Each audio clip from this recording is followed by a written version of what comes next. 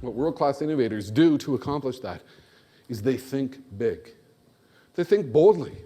You know, they get themselves out of a mindset in which we're going to do a lot of small incremental steps.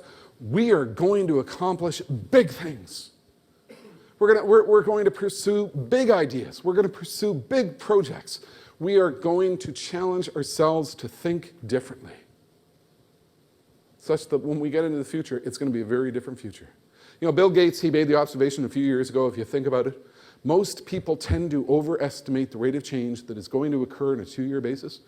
They underestimate the rate of change that is going to occur on a 10-year basis. Do we have any idea of what the global energy industry is going to look like by the year 2022? Do we have any idea of how quickly it is going to evolve?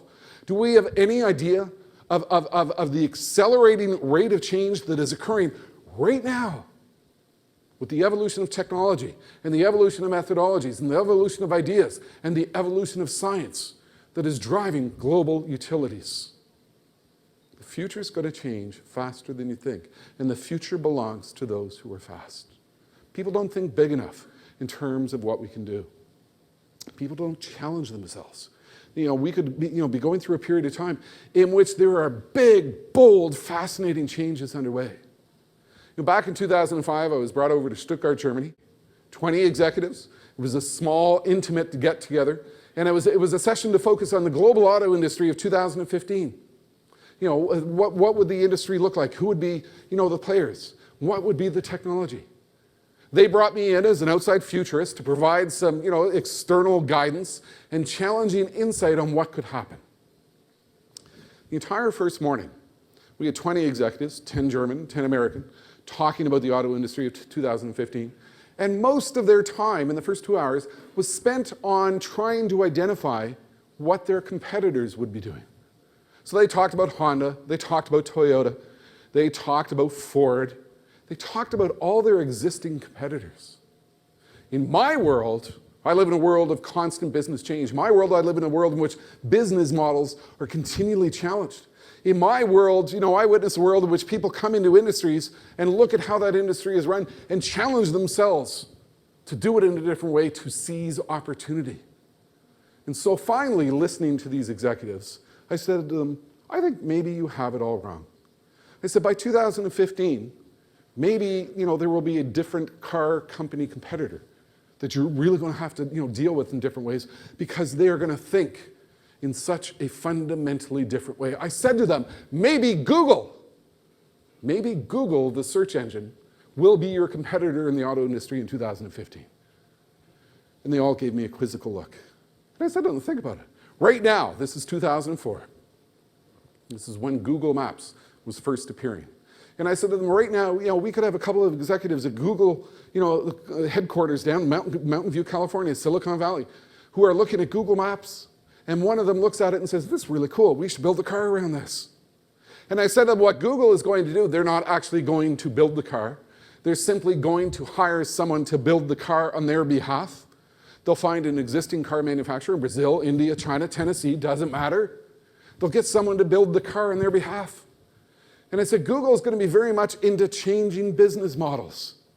They're not going to have auto dealers. Nobody likes auto dealers. Nobody likes the experience of going to a dealer to buy a car.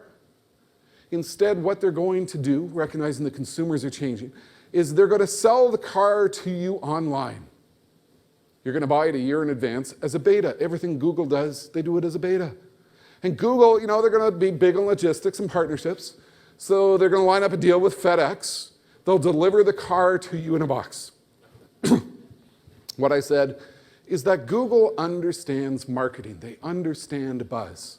So when this car is delivered to you in a box in your driveway, inside the box is going to be the Google car party in a box. You're going to have Google car wine and Google car hats and Google car streamers, Google car confetti. You're going to invite all your neighbors over. It's going to be a big party because you got the Google car. I've got 20 auto executives in Stuttgart, Germany, who are listening to me as I'm getting excited about the potential for Google to be a car company. What do you think's going through their mind? That's the dumbest thing I ever heard. And isn't that what we do with innovative thinking? somebody comes up with a radical idea.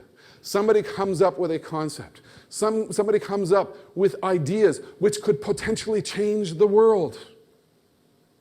And you know what? A lot of us are in a mindset and in an organization in which we have an organizational sclerosis that shuts down our ability to try to pursue new ideas. We're so caught up in the current. We are so caught up in routine. We are so caught up in thinking small in terms of what we need to do that we fail to miss the opportunities to think big. Think about the excuses we make, in our organizations when somebody comes up with a new idea. I am convinced in every single organization, when it comes to innovation, there are people who wake up in the morning, the very first thought that comes to their mind is, what am I going to do today to kill great ideas? Seriously, this is what they do. From the moment they wake up, and this is true because they come into the meetings that we have to talk about innovation and trying new ideas, and somebody comes up with a comment, well, you can't do that because we've always done it this way.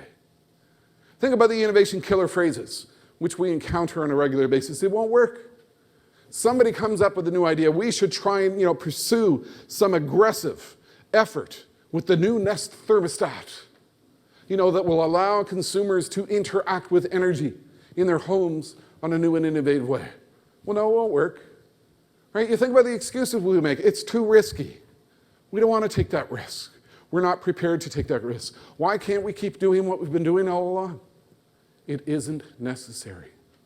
We need to grow global energy production by 35% to keep up with demand. We need to make big, bold, massive decisions in terms of what we need to accomplish. And the Google car. Anybody ever hear of Tesla Motors? It's actually built down the street, down in Southern California. It's an electric hybrid, very fascinating car. You buy the darn thing online. The two equity founders are the founders of Google. It's essentially the Google car that I was talking about in Stuttgart, Germany in 2004. There are people who are making big, bold bets, big, bold decisions. We are going to change the world and we are going to do things differently.